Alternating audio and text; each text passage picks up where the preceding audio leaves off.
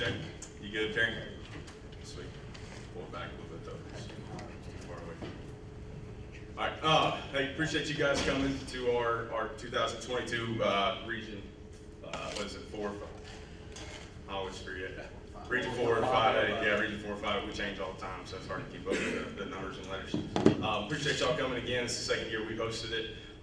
We really appreciate you guys coming because it's not super hard to set up, but it does take some time to set all this stuff up. And last minute we had a food change. You know, last year we had Countryside. We weren't able to do that this year, and my Booster Club was able to come through and get some pizza. And hopefully that'll hold you guys over. I know you guys are growing boys, but we appreciate y'all coming and the opportunity to host this thing for you. So the way this will go, just like we did kind of last year, I'll come up, we'll start, we will start, I'll kind of give an opening statement as far as our 2022 football season. And then once I get finished, if anybody in the media has questions, you're more than welcome to just hop in and ask any of us anything. And then also, if you get something or maybe you missed something, it's being live streamed. We'll tweet the link out. It's live now on our Hoop TV platform, but also we'll retweet it and reshare it and get it out later. Okay. I think that's all the logistical information I have for you. So I guess I'll get started. All right. So I'm James Manning. I'm the head football coach at Goodwill High School. I've got AJ Robinson, my quarterback, Will Ball, who's going to play receiver and safety, Dakota Jones, who is also a running back / receiver, safety, a little bit of everything, and then Reggie Knight, who's a receiver and a DB for us. And I guess I'll just start out by kind of looking at last year before I get started. You know, last year was not the season that we wanted. Coming in late like we did and getting everything restarted, we kind of were drinking water out of a fire hose, and it was difficult. Our seniors did a good job in kind of getting the team culture started, like some sort of foundation started. The problem was it was just too late. And in a region like ours and with a schedule like ours, you just can't do it. This year in the off season in the spring, our leadership committee and our squad leaders have really taken the culture aspect of what we're trying to do very serious. They've done a great job with it. They've competed all summer. And I'm not totally sure how it'll translate to wins, but it's already, we're not the same football team that we were a year ago. We return a lot of guys that have played. The fortunate part of having to start as many sophomores on the offense and defensive line is that they're all back this year. You go through some growing pains and a lot, with starting. I think the rule of thumb is for every sophomore you start, you better go ahead and give the other team a touchdown. Well, last year we were down 40-0 about when the game started. But this year, the good news is those guys have all played 10 games. Those guys have all played 10 games because we lost a game last year for COVID. But they've got some experience. And the same thing with Will and with AJ. They both were able to start 10 games last year. I know Will missed a little bit for injury. Dakota's now started 20 games, and Reggie started about 8 to 10, but has played a lot. So on the offensive side, we're looking to bring most of our O-line back. We only graduated one senior, and I've only got one senior on the line, so we're junior late on the offensive side of the ball. And in the backfield, we've got some young talent. Defensively, that's kind of what we're going to hang our hat on this year. And I'm pretty open about calling them out. I say it in practice every day, like that's supposed to be our dudes. So that's what their standard is. Their standard is high. That's where we return the most players. We graduated our secondary, but we've got some guys that have played. And like I said, we're holding them to a high standard. I can sit here and say every kid that's going to play, but it's going to have to be, it takes a village, and we're going to have to build some depth. Some young guys are still going to have to play, but hopefully they're kind of up to the task because with our region, you guys know it. It's no rest for the weary. And then with our off-season schedule, we don't host Baylor this year. We go to Baylor. We also go to Bradley, play East Hamilton, Brainerd, Saudi Daisy. I think last year all 10 of the teams the previous year went to the playoffs, and I think last year 8 of the 10 did. So every week, and I know our record has not been what it should have been the last 2 or 3 years, but when you play the ball, you know what you're going to get. You're getting everybody's best every week.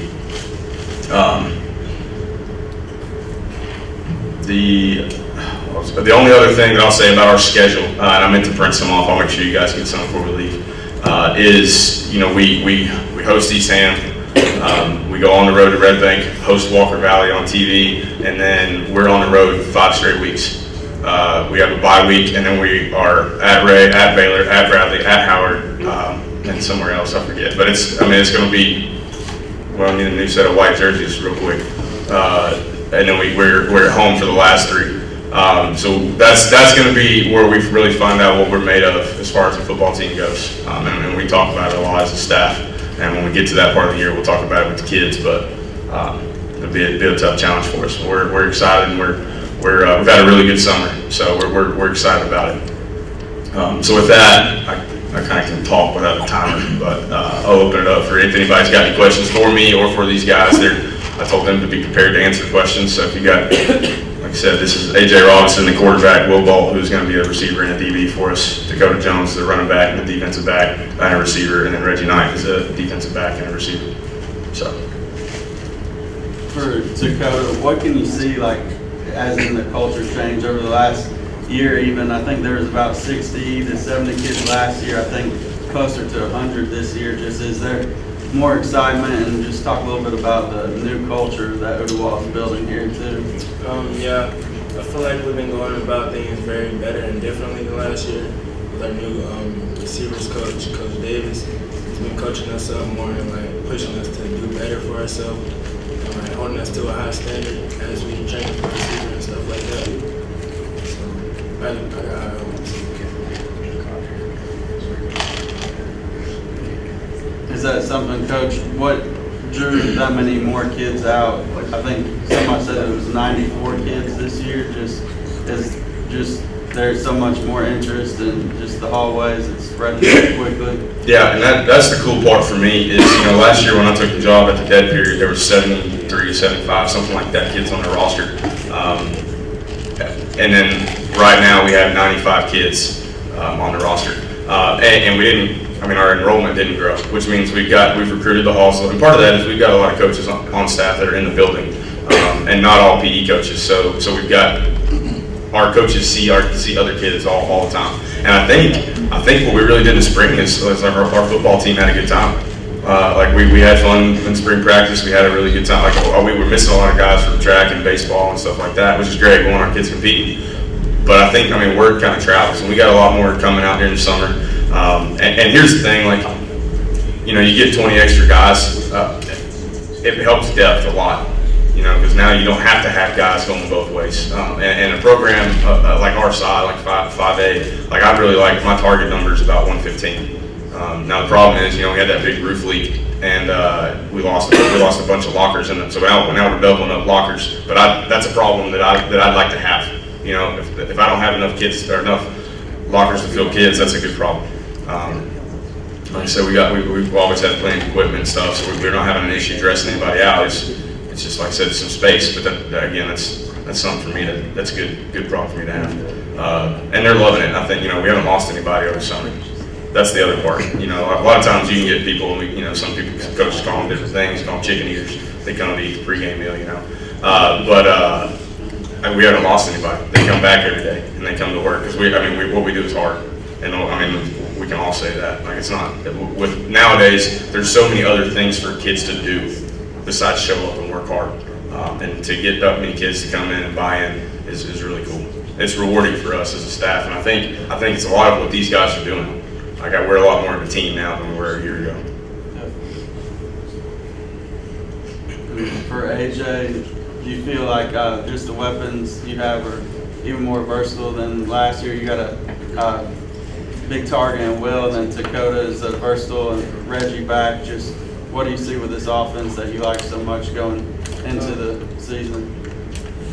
Well, we had most of our wide receiver class graduate last year, but having Will again, big target, and then Dakota stepping up as a wide receiver is really good, and Reggie is stepping up, and I feel like it'll be a lot better than last year because we're surrounding our plays around our talent that we have. So.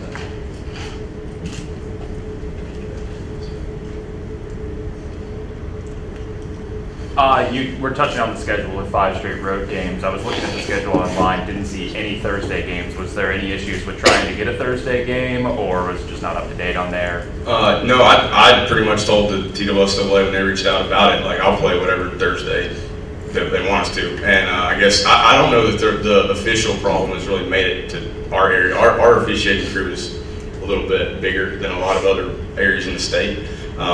So we didn't have to, I don't think very many schools in our area moved to Thursdays.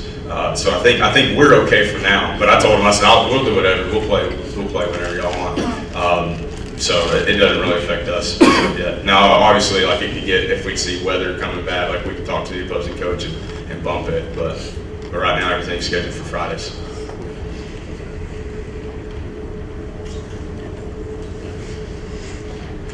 Nothing else. We'll get out of the way. All right. Anybody want to go next? Bo said he wanted to go. Bo said he wanted to go. Bo said he wanted to go. We got to go next so the media doesn't leave.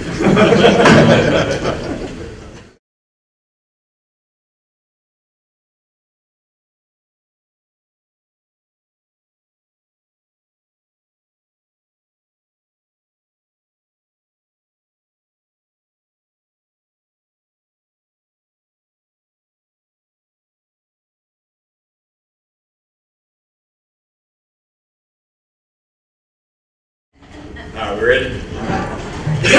Thank you, Coach Uwald, for hosting this, media for coming, obviously. I've got a couple players here. Caden Hester, he's a returning safety, probably play a little Sam linebacker like he did last year. Receiver for us, older, personal protector. I think he's a Swiss Army knife backup quarterback. Can do about whatever we need to. Jaden Miller, quarterback for us, returning starter. I think this is your third year starting quarterback, right? Third year starter coming back. Play some safety, play a little same linebacker as well. Luke Chenard, playing left tackle on the offensive line right now. Could play left guard or right tackle. It just depends on what we need at that given time, so he's got to be ready for that. Landon Fagan's down to him as our Mike linebacker. This will be his third. He's a junior. This is his third year of being a starter for us. As far as as what we've got right now, I think Coach, he talked about having a lot of numbers. We did too. I mean, we started the summer with 97, and we're not sharing lockers. We're sharing helmets. You can't get helmets right now, so we're down. We've lost a few, I think. But with that many, we got 8 coaches, and with 97 players, there's a few that kind of slip through you every once in a while. But I think we're still north of 90 on the team.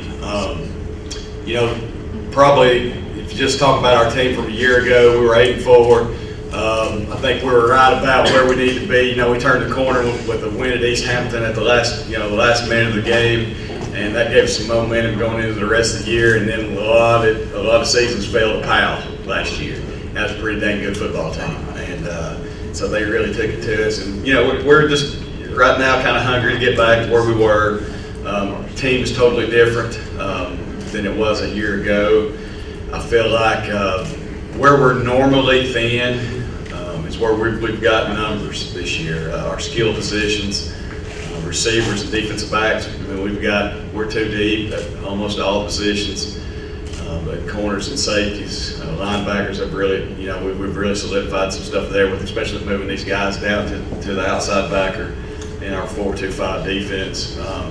Offensively, same way. Of course, it's a lot of the same guys, but we've got several receivers that have stepped up for this year. And we're returning basically all of our skilled guys. All the receivers return the quarterback. Our top 3 rushers from last year will all be back, with Jaden being one of those. Caden being one of our top receivers from a year ago offensively. Where we are thin is both lines. And right now, those are the things that are concerning to us. We've probably won more games in the past at being dominant on the defensive front. And the defensive front, I think, is a main issue right now. We've got some youth there. We've got Josh Rouse, who's a linebacker for us, moved down to the defensive end.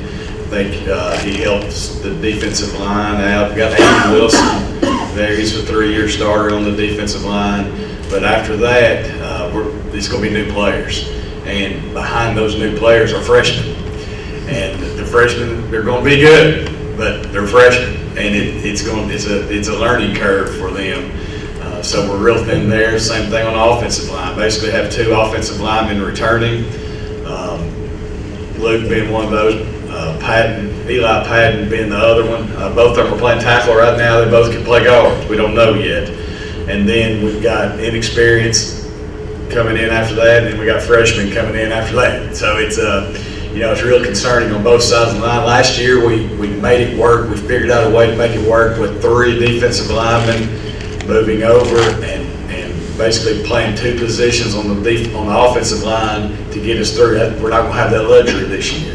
You got to have some growing pains with young guys and young freshmen, but we got to get through those. And it's one of those things that we're going to do the best we can do. Those guys are going to know how to play. But as far as football goes, it's things that we'll fight through, and halfway through the year we'll probably be a pretty good team because we know where we're at. As far as I heard Coach talk about culture, and that's a big deal. Some of the things that we harp on, but we don't have to worry about a whole lot of culture anymore because of guys like this. Okay, they hold their teammates accountable. We understand, and I think when we talk about this, and I told the guys at camp last week that if football was taken away from me and tomorrow I was never allowed to coach again, I would be fine. I would be okay because football's not the most important thing. It is not why we get up every day. It's not those things. Football's fun, it's something we do, but it's not the most important things in our lives. We're going to go out there and learn to be great teammates. We're going to support each other. At the end of the day, it is a game. So we got to get over wins. We got to get over losses. We got to start a new season, and we'll have a lot of fun doing that each Monday, each Tuesday, all the way down the week. We're going to have a lot of fun doing that and learning who we are and who we're about and what we are. If I'm going to teach our kids anything, if we've got a goal, we can sit up here and talk about we want to go 15-0, win state championship. Sure, that's fine. But at the end of the day, a lot of times that ain't going to happen because our goals are dependent on other teams. If Howard's got better players than me, Howard's probably going to beat me. That's just the way it is. So I want my kids, when I look and evaluate, I see if they will fight till the end and they'll never quit and they're physical. And if they'll do those things, they're going to end up playing. I told them today, if you get after people, you play hard, there's a place for you to play on my football team. And you will play at some point. You will play because you do those things. So those are the most important things. If I want to be known in McMinn County football under my supervision, it wants to be known as something, it needs to be the toughest team on the field every Friday night. And that's what we look for. We're looking at that scoreboard when 48 minutes is over, and if we won, we won. We're going to do everything we can to win the game, but we want to play. We want to play with an intensity and a fire that we have that comes out of us each Friday night. So that's our goal for that. These guys right here, like Landon Fagan's down here, they're bringing more energy to the field than he is. He shows that every day. We have a lot of fun doing that, and that's the fun thing. So that's what we're about. I don't know if I've covered everything. Whatever I haven't covered, you guys can ask me questions. Get these guys. I know they love to talk. They love to, so I have to shut them up all the time. So ask them questions, whatever you need to. Luke, I know offensive line's kind of been mentioned as maybe position that may be kind of thin on the team compared to You can everywhere say else. it's thin, really thin, and really inexperienced. I guess kind of how's the summer gone for the unit, and just what do you feel like y'all may have to prove as a unit this year? We started out with a lot of players. We've thinned it down even more from then, and with it's not even the deal with like how many we have. It's just who wants to play. It's like we have to see who can do this. It don't matter if you're a freshman, senior. We have 2 freshmen playing right now. So It's just all about who wants to be there. And as far as proving something, like, I just say we go out there and do just what we did last year, just dominate, just be the best in the field. Well, I mean, I'll build on that. Like today, I basically went over there and stopped the clock about halfway through practice, and we laid all the boards out. We did one-on-ones for about 15 minutes. And if we want an offensive lineman, then I got to see you're going to fight right there. You're going to fight and fight and fight. And I mean, that's what we're trying to get. When we got players, if we combined them, we had one really good one. Because you got one physically can do it, one mentally can do it, but we can't get them together. So you got to work on those things and get it right. But those are things we need to look at and do. Yeah, covering McMinn for a while, it's like it tends to be the opposite. It's like your skill positions maybe tend to be a bit thin, but you tend to be good on the line. Just how often is it like this year where it seems to be the opposite? Crap, I don't remember. I think we're as skilled as we have been in a long time, but I don't. It's a hard time remembering when we were this thin on the lines. Now, I mean, in saying that, I say that, but I look at these freshmen. And we got potential there. I mean, good ones, and they're not strong enough to be varsity players, but they're strong. They've got a different level of strength than what we've had in the past. But you can't emulate experience and what's about to happen. In all honesty, one of them is my son. And all summer I've told him, you have no idea what's about to happen. You show up, you've been at practice. You've been there your whole life. You've grown up. He was born in the spring of my first year at McMinn County, so he's had all 15 years of being at practice with me. And he had no idea what's about to happen. He says he can't text right now because his hands are so sore from having to play. And he told me, Dad, I can't be a varsity player. I can't be a varsity player. I said, well, you may not have a choice, boy. That's just the way it is. So, and I feel like I'm getting an insight on some of these guys, the way they were with my kid being there, how they feel sometimes. And with the linemen and with all these young people, I know right now they're sore and hurting. But, you may not have a choice, and that may be everybody. Coach, if you guys can sustain the kind of success you've had the last 3 years, would you say this could be one of the most kind of dominant 4-year stretches that this program's had for in your time there, or just dating back to another long time ago?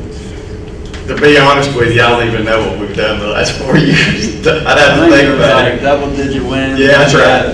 That's right. 8 wins last year. 19 and 20 were really good years. And 20 is when we got we got coasted out of the playoffs. We had a really good team that year. And then last year was a good year too. So yeah, it could be. It could be as far as and I look at it different though. Some of the best teams I've coached didn't won like seven or 8 games. And then some of the worst teams I've coached have won 7 or 8 games. So it all depends on these guys. It doesn't, we'll do what we can do, but wins and losses are dependent on everything else. We'll do the best we can, but at the end of the day, wins and losses are dependent on how good the other teams are. I won't rate our team as a successful failure at all, having to do anything with wins and losses. For that fact, the worth of their team is not rated on wins and losses. It's what they do, like right now when they're with me. Monday, if we counted up all of our practices, we'd have, I don't have any idea, but say, we're 3 a week for 10 weeks, that's 30. And then you got the preseason, maybe you have 50 practices, but you only play 10 games. So what's the most important thing? It's us together, working together as a unit for a common purpose. And when we figure out what that common purpose is, and then we figure out how to work together, when we get there on Friday night and we do those things, the scoreboard doesn't reflect what happened the whole season. So that's, I had to dig back to look at wins and losses and know what kind of success we've had. But I feel like we can be a success with any kind of record. If that answers your question, I don't know if that answers it.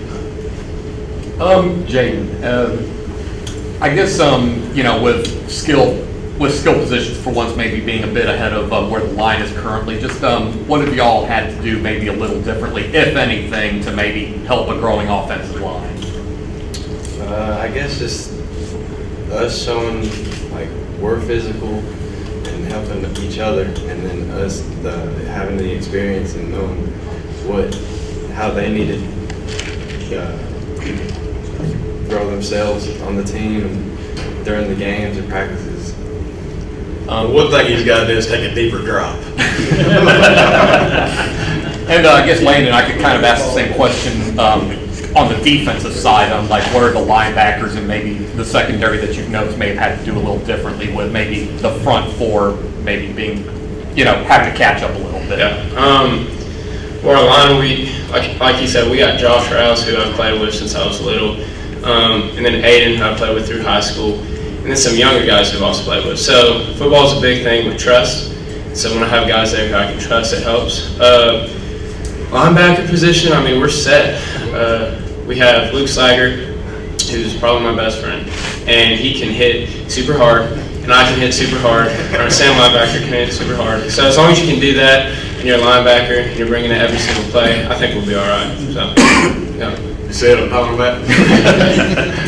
Hey, Landon, you've had obviously 2 successful years. You started as a freshman, entering your junior year now, but now you have the ability to look down a little bit. You see some freshmen coming in. You have the opportunity to work with those guys and just bring them along. Yeah. I mean, that's kind of something I learned in my freshman year, having guys like we had like Bryce Goodner, Garrett Priest, and everything. If you can just, I guess, help the other guy along, it's leaving a legacy there that carries on.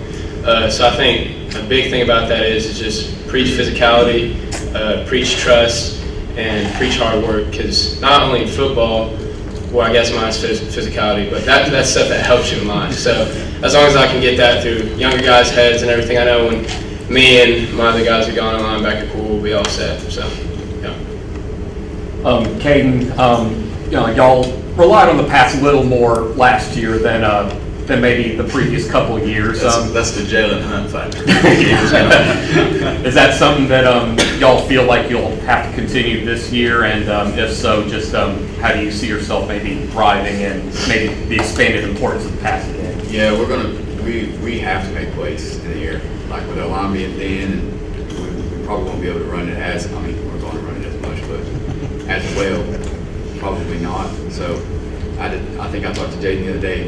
He's got to trust us to make plays, and we trust him to make the throw. So. Yeah, we got 225-pound running backs that are returning. They're tough, but they're 125-pound running backs. So, it's just a little different. We'll talk about the region and your schedule that you're facing this year. Yeah, I mean, it's the same schedule as we had last year. We do have 6 home games. I'm glad I don't have 5 away games in a row, man. I don't know, can you find buses to get you there 5 weeks in a row for away games? We do have 6 home games. We got a gauntlet. Play McMinn Central to start the season off, which we do every year. But after that, when we've got Bradley, Ray County, and Cleveland back to back to back. Last year, and I don't know if y'all realize it, we were 1-3 after those 4 games. We were 1-3, and we go on a run to end the season. And end up 7-3 to end the season, get into the playoffs, get to the second round of the playoffs. Get rewarded with Powell in the second round. But I mean, that could happen again. After the first 4 weeks of the year, we could be 1-3. And the thing about leadership and teammates is we got to hold it together. I remember saying it several times to our coaching staff last year was we just got to hold it together. I remember the first year looking at the schedule going, we got to hold it together because you got 3 tough teams right to start the season off, and you could have problems with them. We're going to expect to win every game, but at the end of the day, those teams are tough. Where we turned our season was East Hamilton. That's going to be a tough game too. So we've got to, those are tough. We got Bradley, Cleveland, East Hamilton, Sweetwater, Loudon, and McMinn Central as our non-region games. I think, is that all? Is that good? Anybody else? All right. Thank you, guys. Coach Mark, here's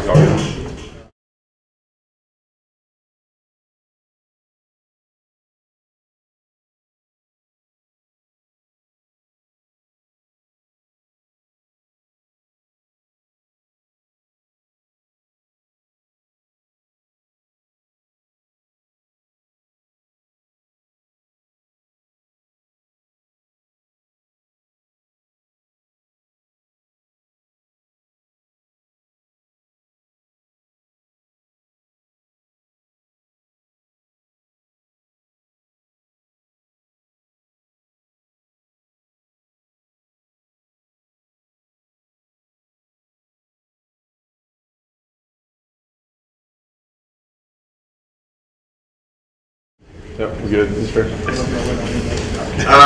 My name is Drew Akins, head football coach at Walker Valley High School.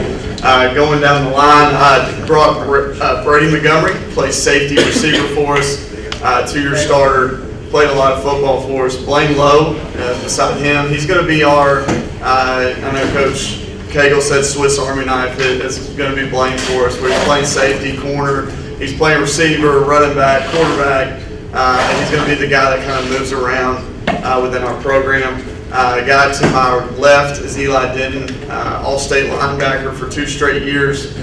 Really good player. Has started since he was a freshman, and this will be his 4th year starting. To my right is Jackson Gibson, defensive lineman for the last 2 years, but we've moved him over to the offensive side of the ball, working tight end Y-back. And he's really had a successful summer doing those things. We're excited to get him in that position. His brother does the same thing at UTC, so he has it in his genes. We just got to make sure that we're able to teach him how to do that in a short period of time. And then beside him is Tucker Owenby. Tucker, just over his career, has played a ton of positions for us. Made a lot of plays. Last year he played running back. This year we moved him to a receiver. He's played outside linebacker. He's played inside linebacker. And this year he's playing safety. So being able to use Tucker in a lot of different spots to really make our team as successful as it can be. So excited about this group of guys. The special thing about this group is this is the first group that I've had for all 4 years. This is my first freshman class. When I took over, this will be my 4th season. So having these guys for all 4 years has been a big thing for our program. They know exactly what the expectations are, what the standards are to be a part of our program. And they've taken over the leadership. That's one thing that I've seen from them this year is that they run. You know, we always watch that video, and I'm sure you've all seen it, that Ed Reed video of, hey, you know, we picked up our own towels because we didn't need coaches to run our locker room. Our players ran our locker room. We didn't need coaches to discipline, our players discipline. You're starting to see that from this group of guys. Excited to see that because whenever, we've said it for a couple of years now, when nobody leads, you have a bad team. And when the coaches lead, you're going to have an average team, but when the players lead, man, you got a chance to have a great team. And our players are leading, and that's exciting to see from a coach's standpoint. There's been a lot of talk about culture, and that was one thing that we focused on since January. We have the luxury of having all our football guys in first block in the spring, so we've been together since January, and we fell short in a lot of places with our culture last year. I know McMinn's player talked about trusting the people around you, and in order to play as hard as you possibly can, you have to trust the people around you. And we talked a lot about trusting each other. We talked about being physical. How physical are you going to be when this game is going to demand physicality? This region demands physicality. In order to play in this region, you better be physical every single snap. So to see that from our players has been really exciting as well because that's something that we've demanded since January. And then compete. We've spent every Friday since January competing, whether it be competing with farmers walks or running around the school or the Dunbar, which is stolen from Udawa's strength and conditioning coach, which is just a way to put your kids through a CrossFit type exercise, but it really gets into, do you really want to be a part of this thing or not? And our kids have made it through, and we're excited about that. So the culture is trending in the right direction. We've got to continue to demand the culture. We've got to continue to demand our standard that we've set and make sure that we're living to that standard. And when we don't hit that standard, it's got to be painful. And that's something that we make sure that we have that discipline within our program, that when we don't meet our standard, whether it's something simple like going to tutoring, whether it's something simple like your locker being the way it's supposed to be, or whether it's simple as in doing your job on the football field, there has to be something of consequence when we don't meet that standard. So we've definitely instilled that in our guys. I think, again, they've taken hold of that and made it who we are as a program. And as a coach, that's exciting when you have a group of guys that are willing to take that away from you and go lead a team in that direction. When you look at just our team as a whole, I know we said numbers are up across our region. We have 104 on roster. 33 of those are freshmen. So we're having about 5 freshmen dressing on varsity right now, and the rest of them are down doing freshman practice. So we do freshman practice to start the day, and then we have about 5 freshmen that are involved with our varsity guys. 2 young guys that I really foresee that have an opportunity to step in immediately. Roman Ulo has been receiver and cornerback for us as a freshman. I see him getting significant playing time. And then our second one is Aiden Burns. I see Aiden being able to step in at safety and running back and really make an impact his first year with us, which is exciting. We've never had, since Eli, year 1, we haven't had a freshman step in and play significant minutes. To have 2 freshmen that are ready to play coming in is exciting for our program. When you look at just offensive positions, we got a quarterback that has started as a freshman at Chattanooga Central, transferred to us last year and sat behind Ryan Lay, and he's going to be a 2-year starter for us at quarterback coming into this season. He's had a great summer. There's going to be some growing pains, just as you always have with a first-year quarterback, but we're excited about his talent, excited about his ability. And I think there's a trust level with our guys and him that they trust that he's going to put the ball where it's supposed to be, and he trusts that they're going to make a play when he gets the ball in their hands. At running back, we have a pretty deep group. We had a transfer from Saudi, Tanner Wittenbarger, that we're really excited about. He's a really good player, and we're excited to have him move into our zone and be able to play for us. Eli Denton's going to play for some running back, which he hasn't done. He's been a strictly defensive player, but he's going to get some touches this year for a couple reasons. One, I believe that we need to show him as an athlete, because he's a really athletic kid, but on defensive side of the ball, you don't see a whole lot of him opening up and running full speed because he plays tackle to tackle. This will give us an opportunity to show colleges what he can do with the ball in his hands and more athletically, and we're excited to get him able to do that, and also his physicality in the run game is exciting. Obviously, we talked about Jackson at tight end. Tight end's going to be kind of a new thing for us. We haven't done a whole lot of tight end in the past, but having Jackson and his ability to both catch the ball and block gives us a different aspect within our offense that we can have. Receiver-wise, I got 3 of them up here with us, so you can kind of see we're excited about our receiver group. Tucker's had a great summer, being able to just be a big-bodied receiver that's able to go up and get it. So excited about him. Blaine's, again, our Swiss Army knife. We're just finding different ways to get him the ball in space. And then Brady's probably one of our more explosive kids with his speed and his ability, once he has the ball in his hands, to go make a play. So there's 2 deep at receiver we feel really comfortable with.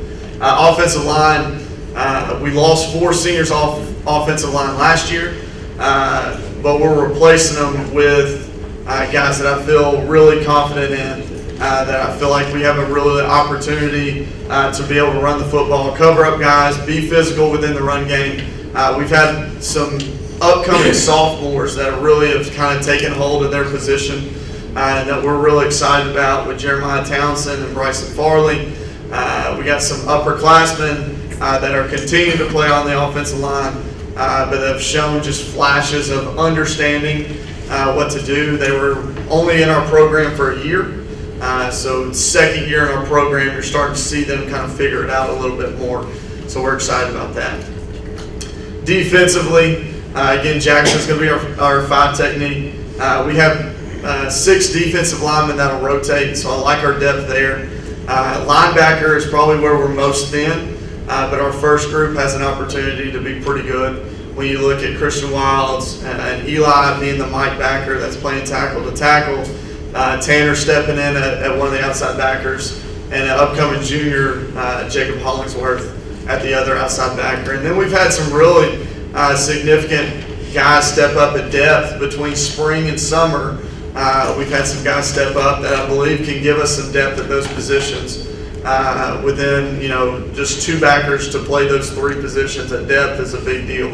So if you can have 5 playing 3, that's where we need to be, and we're not quite there yet, but I think we're inching closer to that every single day. I like our safeties a lot. Tucker's playing 1 safety position. Brady plays the other safety position. They played a ton of football. Again, both of them are 2 or 3 year starters, and they played a lot of football. Blaine's at one corner, and Braxton Smith is at our other corner. Again, those are 2 year starters at those positions.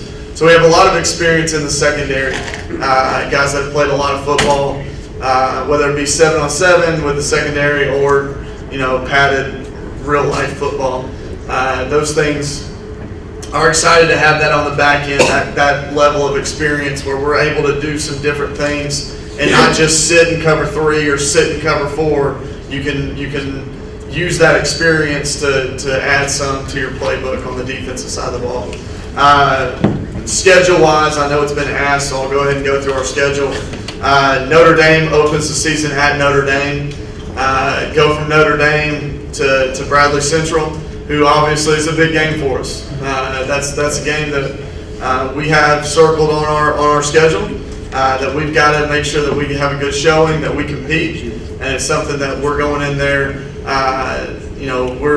We've got to be prepared for that game. They have done a great job over the last 2 years winning close games. We've done a good job catching up to them, but catching up to them is not good enough. In our county, in our area, just playing them tough is not good enough. So that's something that we've got to focus in on in that game and make sure that we're ready to play in that game. And then we go to Ottawa. And Ottawa, obviously, with Coach Dunbar knowing so much about me, and Coach Manning knowing so much about me, that's always a great game with friends, but just a great game of just difficult and really understanding each other. When you understand, I know what JD is going to do on the defensive side of the ball. We know what Coach Manning is going to do on the offensive side of the ball. But when you're that familiar with each other, you've got to think outside the box with it as well. And what could they throw at you as curveballs? And they know the things that hurt me. I know the things that hurt them. So what are they going to do to adjust to that? It will be interesting for me coming back here. I started my career here, coached 7 years here, and being back on this sideline, but on the opposite one, will be an emotional moment for me because I learned so much here that taught me how to be a coach. So I'm excited about that. Then we go 3 straight home games: Knox Carter, Smith County, and Cleveland. Another Cleveland. In all reality, they bullied us last year. If we're going to be real about that game and just tell the truth of it, we got bullied that game, and that's another one that we have to circle on our schedule and understand that game is going to be a physical game, and it's going to determine a lot about the future of our program. And we have made those 2 games early on, out of region games, very important for us. So we've got to focus in on that week. And then we go back-to-back, Ray County, McMinn County. And those 2 region games are obviously physical games. You heard Coach Cagle talk about how physical they try to be. I wish we played them week 2 now that he talked about how they're young. I wish we could catch them early. When he says, mid-year we've got a chance to be pretty good, we play them, game 8. So that's not ideal for us, but no matter when you play these teams, you're going to have a dogfight on your hands, and this region is physical. And then we have Upperman at home and Howard to end the season. And again, Howard is as physical a defensive line as we played all year last year. When you look at that game and you look at what we had to do up front to move the football, Howard's defensive line, I believe, was the best defensive line we saw all year last year. So you're going to have to compete every single week in this region. And then when we have the 2 out-of-region games that we have with Bradley and Cleveland, it adds a lot of stress to our schedule. And it really doesn't let up throughout the year. It feels like every time you can let up, there's another bully coming at you that you're going to have to fight. So we're excited about our schedule, though. We're excited about competing. We're excited about being a part. Listen to Coach Cagle talk and talk about how wins and losses are not how we determine success. We try to preach that in our program, too. You try to preach in our program that we're building men, we're not building football players. We just get to play football. But in the end, I want to see Eli 5 years from now and know that he's a great husband, that he's a great father, that he's a great employee, because he was part of our program, and our program taught him that. Those are the things that are success to me, and we're excited about that. Last thing I want to say thank you to Udawa and Coach Manning for hosting this. Not a whole lot of regions do this, and players, I want you to hear this. Not a whole lot of players get this opportunity. Like, I know it may feel small, and we got 6, 7 media people in here, but this is a big deal. This is an opportunity for you to stand in front of people and really talk about your program and talk about the things that your program does to build you as a man. And this is a really cool opportunity for our players, and I'm thankful for Coach Manning for putting it on the past 2 years. And we'll open it up to questions. Anything from me or the players, let us know. Eli, after the years that you've had in the back-to-back All-State, what do you feel going into this year, your senior year? What's your responsibility to this team? Mainly, it's just be the guy that everybody needs to go to. Like, I just want to be the leader that everybody needs, and if that's a tough question. You stumped me there. I'm not gonna lie. I know exactly what I was trying to say, because I tell them every single day. Every single day I said, Eli, they're going to look to you. Eli, we need a spark. I'm not asking you to scream and yell, because that's not who he is. You just saw in his answer there. He's not a screamer yeller. He's not a talker, but he's a player. And that's what he's trying to say. When something needs to happen, look to him to make it happen. And we're going to look to him as a coaching staff. I think Jackson Gibson's going to look to him as a player. And I think our Roman Yulo, our freshman, is going to look to him as a player, because he has proven that he can be that player on Friday nights. Let's talk about, you guys have never had any trouble scoring points. You've had some hang on, difficulty. we had 4 games last year we struggled, but yes, in general, I agree. You've given up more, historically, than what you want to do. But, so what's the attitude for that, for the defense this year? What responsibilities do you guys on defense feel? Any of you? Stop the ball, stop the run, stop everything that happens on offense. That's our goal. Get on the ground, make them snap again. You gotta play hard, and you gotta hit harder than them. And that's really what it comes down to. Whoever plays harder is gonna not allow them to. Your offense is in the new hands this year. Like say you had him for a year playing behind your starter, and remind me of his name. Evan Schwartzel. Yeah. Last name is Schwartzl. Evan Schwartzel. Okay. And obviously a benefit that you already had him for a year working with us, so these guys are familiar with him. Yeah, I think Evan gives us a dynamic quarterback, at quarterback that we haven't had. I mean, Tucker 2 years ago was very quiet and soft-spoken. Ryan was such an athlete and was able to make plays with his legs so often throughout the year. Evan has a personality that you just kind of gravitate towards, I feel like. I think if you ask any of these guys what they feel about Evan, I don't think you'd get one negative word about the kid. I think he has proven throughout this offseason that all he wants to do is be successful and make other people successful through his decisions. And he's a very coachable kid. He takes coaching. We coach quarterbacks hard.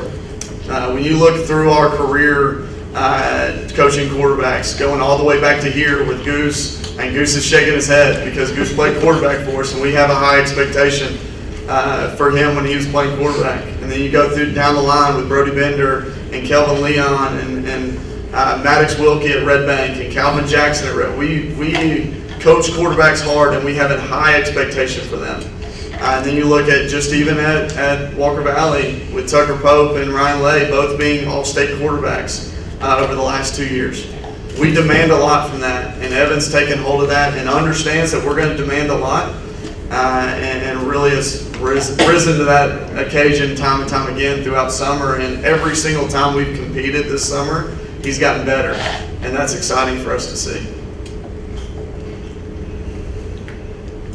I have a question for Blaine, and maybe for you too, Coach, but being that utility kind of player, and every team kind of has one, it's super valuable, and we talk about McMinn being Caden Hester probably, but that takes a flexible mentality kind of coming into practice. And so, Blaine, do you just come into practice ready for whatever they throw at you? And Coach, what's your strategy in trying to get as many important reps at certain positions for a guy like that? Yeah, you have to have like that mentality of you can go anywhere and you got to know those positions. I'm capable of it. I know that because that. But it's mentality is a big part of it. I'm capable of it, so I'm not worried about it. Okay. Listen, it is one of the hardest things. We started this with Calvin Jackson when we were at Red Bank. Calvin Jackson was the first kid that was like, man, we got to find a way to get him everywhere, all over the field. They don't know where he is. And we saw a lot of success with that, and we were like, well, maybe we need to carry this with us. And when you look, we did it with Calvin. He was a two-time Mr. Football candidate. We did it with Brody Swafford year one. We did it with Griffin Broom year one and had a lot of success. And then Brody Swafford took over, and Brody was able to make an all-state as a wide receiver because he had over 900 yards receiving.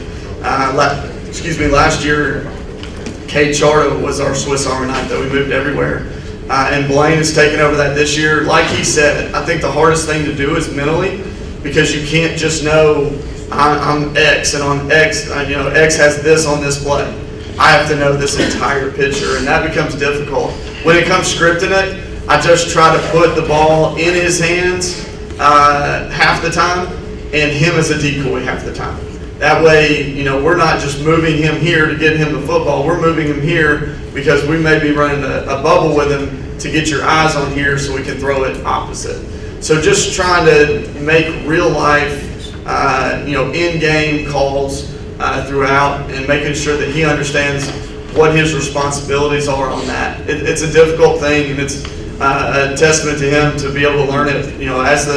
As camp has started really early on in summer, we were spinning a little bit and swimming on exactly what to do. But again, as we've competed, missed assignments have gone down and down and down throughout the last 3 or 4 weeks, which tells me that he's understanding the offense as a whole, and we're doing a good job teaching it outside of just teaching one position. So been really impressed with that. And another thing it does for us is it allows us to get rest at any position at any time because we can throw Blaine to that position. So I'm really excited about that, and I love that position. It's a cool thing that we kind of built into our program that gives us opportunities to get different people the ball in different spots.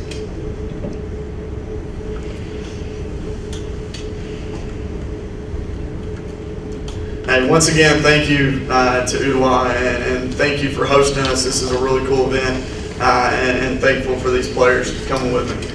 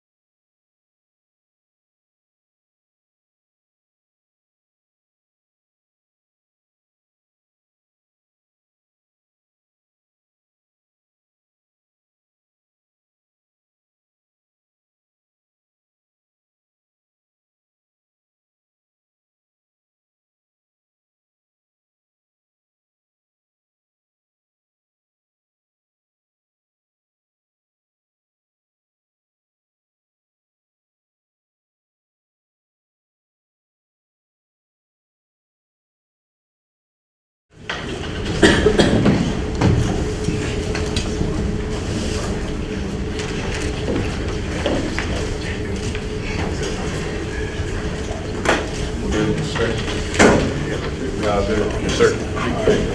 Like I said, first I want to thank Coach Manning for setting all this up. This is nice. We weren't able to attend last year to participate in this, but like I said, it's a pretty cool deal. I think our kids were pretty much excited to come in and kind of speak on our team, to just have that opportunity to have that open for us to kind of let you guys know what we're doing at Howard and what the region is doing. I think that's a good deal for us to kind of get out and just let everybody know what we got going on.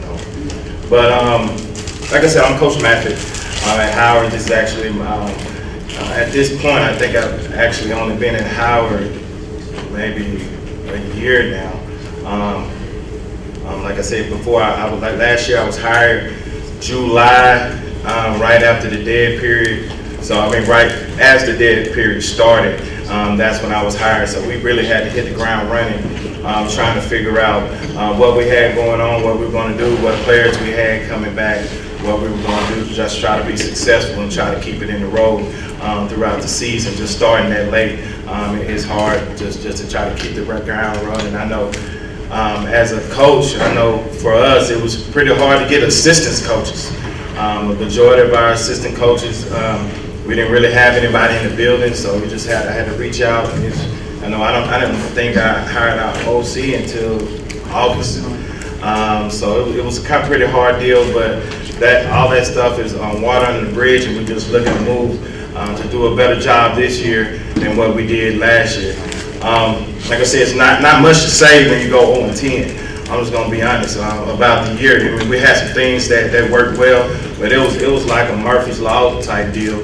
And what could go wrong did go wrong. I know right outside here, I was terrified to just come in, drive into the building because I think we had about 10 or 11 turnovers in the first half of the Udowa game. It's terrifying just to come in this area. But as things have gotten better, what we try to do is build a culture there at Howard. Me myself, being able to do a lot of things and just change the culture of more so as academic and scholarship type situation to offer our guys an opportunity to go play in college for sure, and then just try to give them the tools that they need to kind of be successful. A lot of times, man, we don't even have a lot of opportunities to coach football the majority of the time.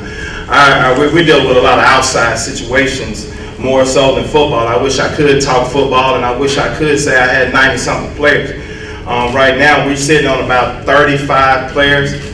We have consistent about 28 players that practice every day. We have line in it, and that's including my 9th graders. Like I said, every time we compete against in the 5A region, it's like a David versus Goliath type deal when our kids, and it can be a little intimidating for our guys when they look on the other side and they see 80, 90 players or whatever participating in the game, and then we sit with our 35. But the thing is, what we try to do is teach our guys how to be mentally tough throughout the whole situation, and don't worry about the circumstance you're in. Just work, and eventually things will work and to your good. And so, like I said, our mindset and mentally, we're thinking positivity. That's one thing that we preach every day. Let's try to find the good in things more so than just find what's bad. And I know I said a lot of bad things just now, but but the thing is, that may be a little bit contradicting. But like I said, that was last year more so than what we're looking to do this year.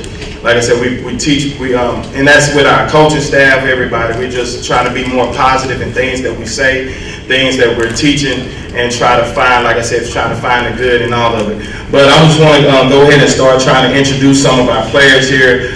First, all the way at the very end, we have Roy Miles Jr., excellent guy. He's been with our program for several years. So we had to give him another jersey number because his jersey's always tore up.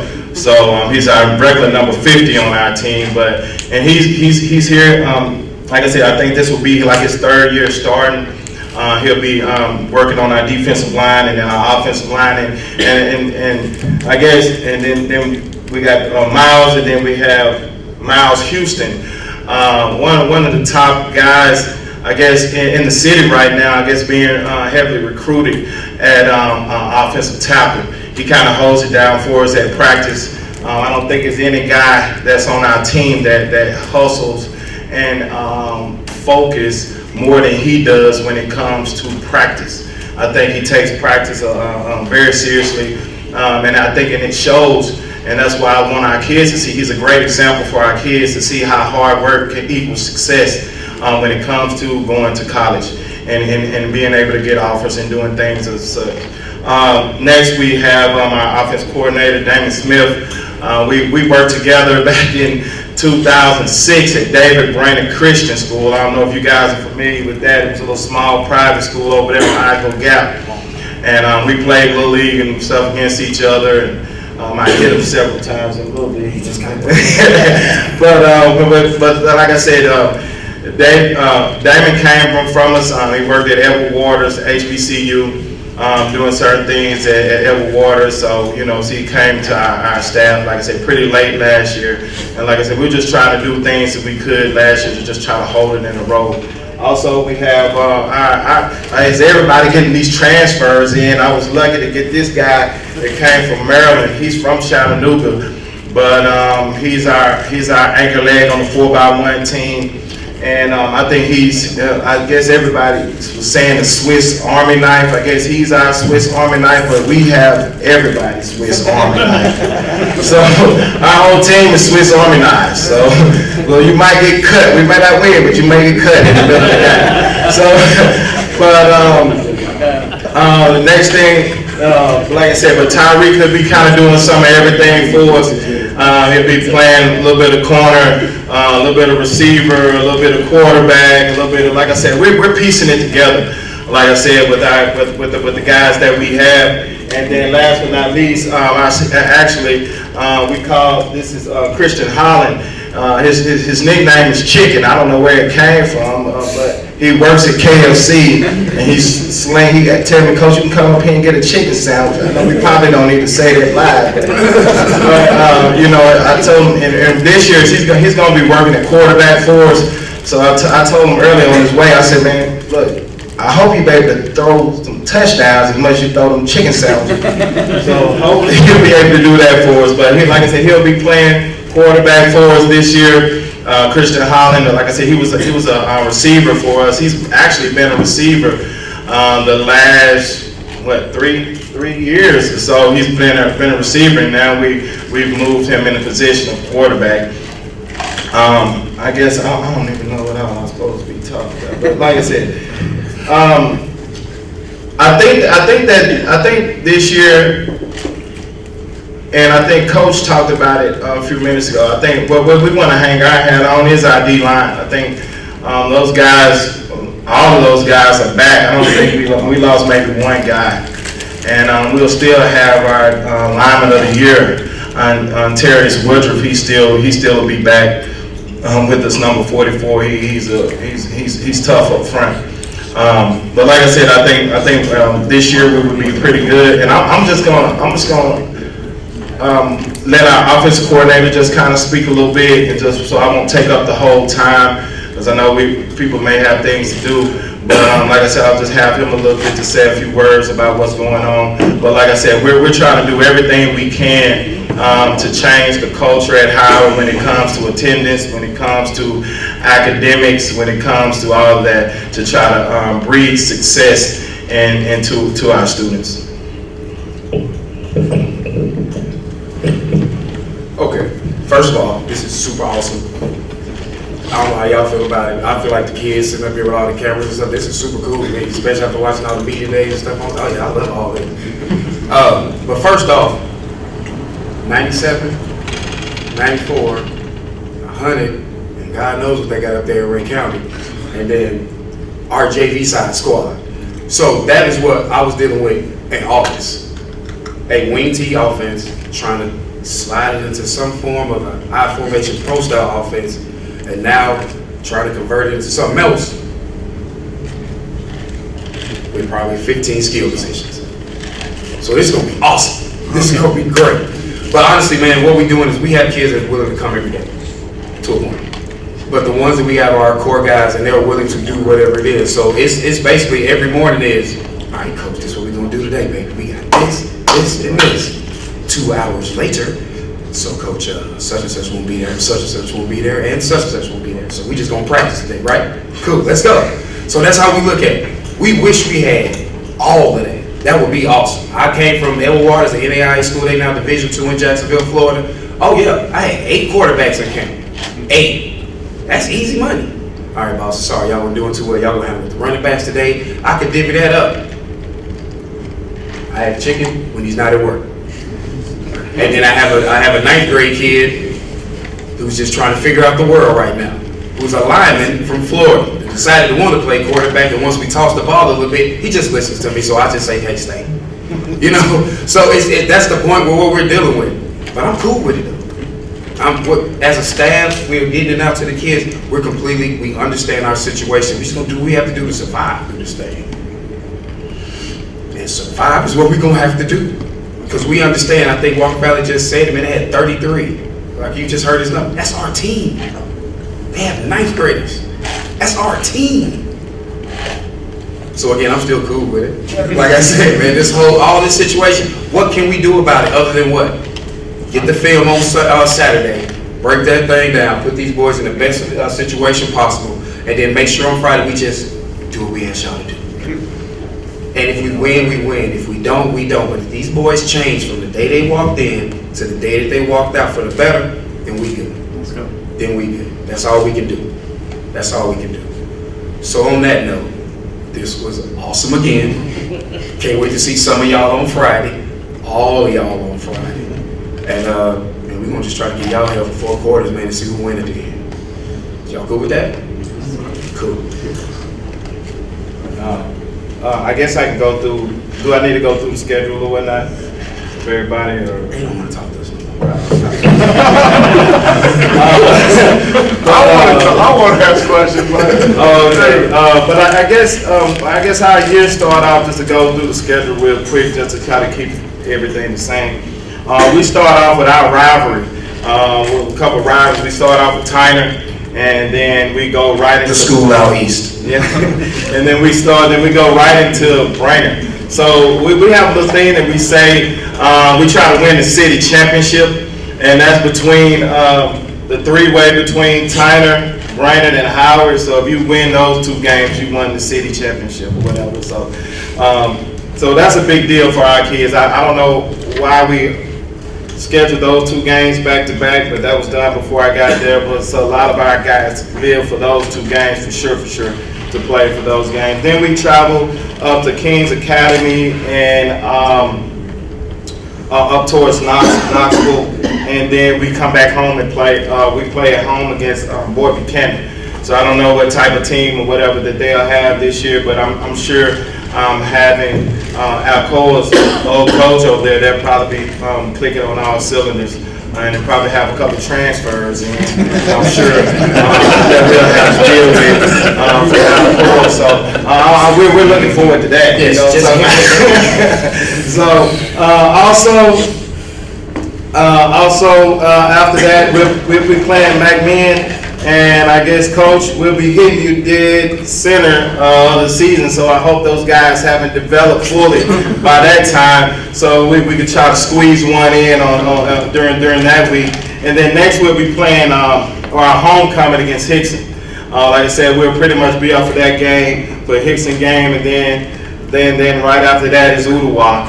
And like I said, which is a region game. So like I said, I think our games are pretty much spread out pretty well, of maybe a game that may not be as big, and then we have time to kind of like prepare for some region games, and then we have Notre Dame, and then we're in the season with Ray and then Walker. So like I said, we're looking forward to those Friday nights and of playing everybody and just full of excitement. And like I said, our guys gonna come in. Like I said, they have bought in. I can't say they're buying in. I think they have bought in to a lot of the things that we're trying to teach them at this point in time throughout the year, and just try to how to overcome adversity. So I think at this point, like I said, we're open for any type of questions or comments or whatever you want to have to ask for us. How you doing? Getting a full season under your belt between spring, summer session, how helpful has that been compared to coming in so late last year? Man, that was a great question. All right, so what happened is I'm just gonna be honest. I mean we don't have the luxury to have our kids all in the class. I'm trying to work that out right now.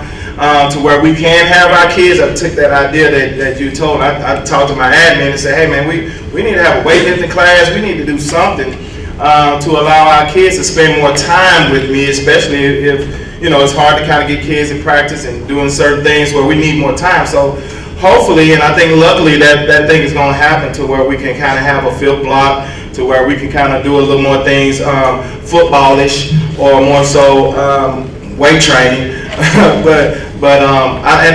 we haven't stopped. I can just tell you that, like, since the season has ended, you know, our guys have been pretty much, we got a thing that we say we locked in. And I think that's all our kids are doing. They're just trying to stay locked in to what we got going on. Right now we have a couple guys that Roy's one of them, 500-pound squat guy. We have a couple of guys benching about 355. Like I said, Miles, man, the B is big. We got some guys that can push it, and I think that's what we're doing.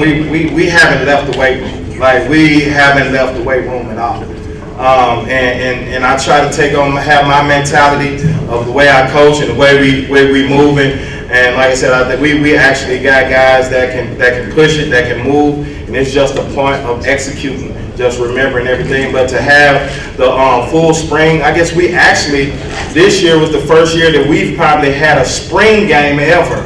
I can't remember that of how we're actually having a spring game, and we actually had a spring game against East Hamilton around May. That we actually played in, and we had enough people to play, and we just worked with what we had, with the tools we had, and I think we did a great job. We had a chance to play in the spring, and then like I said, we're just moving everything on to the summer now to try to just stay focused and doing what we need to do. But I'm excited about the year. I'm excited about the whole length of time that I have had with these guys, and we've had guys come and go. Due to real life situations, and like I said, we have to. And I found out through all of this, you know, you can't be as tough as you want life to be, and learning as a different generation of kids from. And I had to learn that quick. Certain things you got to be able to give a little bit, take a little bit, give a little bit. It seems like every day is a negotiation when it comes to even doing your schoolwork, and that's what I think. That's everybody. It's not just at Howard. I think it's just everybody. Kids are kids at the end of the day, and they're going to do their thing, and you know, pretty much with the new technology and things that's going on. But just to answer your question, yeah, I feel a whole lot comfortable now than I did coming in with 4 weeks. At least I have about 4 or 5, 6 months that we've been able to kind of work with our guys to kind of get them locked in to what we got going on. And then for Miles and Roy, just what does it mean to you guys to kind of set the standard up front, and just the hard work that you guys put in practice, weight room? Just do you feel kind of like the younger guys looking up to you guys have to carry on kind of the hustling Tiger tradition and just pass that on when you guys are there every day? Man, it really means a lot to us because we come in every day and we make sure that we put in the work that needs to be done. And we got young guys that see that, and, you know, they make sure that they put in the work too. I normally just take it day by day, one day at a time, working better than watch over the younger people and try to give them guidance, talk to them, try to speak into them, and let them know, like, it's gonna take hard work to get better every day, really.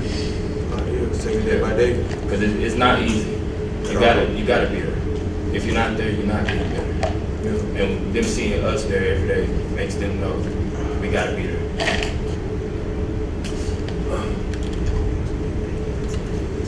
And Christian, how have you kind of adjusted to stepping into the quarterback role, and then how nice has Tariq been for you as a weapon, like just getting out quick to him or just finding that chemistry with each other? Yeah, it's been tough, but he teaching me how to play it. every day he teach me how to play quarterback, and I got him as a weapon. We on the same side on defense. I'm at safety, he at cornerback. We both play kick returner. We return the ball together. We on the track team on the third league. He the fourth. Running back, quarterback. He play wide receiver. We just do it all together. So he helped. I got them two on my line to help block me, make sure I don't get hit. Yeah, quarterback. He's tough, but I'm getting there. I'm getting there for the season. Yeah, so the chicken thing, running, that's just, I'm trying to get hit. And I feed you chicken, because I we gotta be, that ain't what we supposed to do. Quarterbacks, don't get hit, that's not your job. Just saying. Tariq, are you a yards after the catch guy, or you like to burn somebody deep for 30, 40 yards, or just describe your kind of playmaking? I like to do everything. Like, I feel like I'm a playmaker on the field. I just want to set that role for the younger guys, be a leader, you know. I see them, they all look up to me, and I'm happy for that, so, yeah. That's Tyreek Hill right there. You think you think the offensive, defensive line, like, that's going to be where you guys just win games through, too? They're getting on both sides of the ball, just... Yeah, hopefully we'll be able to execute on both sides. I would hope so. We're able to do a little something every now and then. But like I said, I think mainly we'll have to hang our hat on our D-line. That's the strength of our team. Just to be honest, though, the majority of our leaders are there. Actually, we're going to try to move Miles, let him play a little bit of D-line this year as well. And with his speed and stuff, he's big, but he can run. And I think that's what's causing him to get heavily recruited. And I think that once we get everybody into what we got going on, like I just had what the question you just asked me? Oh, just winning games through the trenches. And Yeah. So yeah, we are gonna, like I said, we are gonna depend on our D line for sure. But like I said, hopefully, like I said, offensively and things that we'll be able to kind of spring some things in, some little, some misdirection here or whatever, just to kind of keep guys honest. And just at the end of the day, I think everybody knows as coaches, you play kids, you don't play the coaches. When it all boils down to it, and I think discipline has a lot to do with that. And the majority of our teams, which is when we play in lower seeds, in lower divisions, a lot of times I found out too that these teams in 5A, they're a lot more disciplined than teams were in even 4A. They got a lot of guys that have a lot of knowledge. We have some great coaches that's in this region, in this 5A region, that coach their guys up. They're familiar with all different type of formations that you run and different things. So I think, like I said, I applaud the coaches, and they have made me step my game up as a coach to be able to compete on this level of 5A. So yeah, like I said, we are going to depend on that, and we're going to try to depend on our offensive coordinator to try to get things running for us offensively, and then, like I said, and mainly to have our kids to execute what we're trying to get them to execute. And that's all we teach them. Let the coaches strategize, and you just have one job to execute, and just do that at a high level, and we'll be pretty good. Any other questions? Okay, if not, then I guess we'll call it a day. Thank you guys. Appreciate it.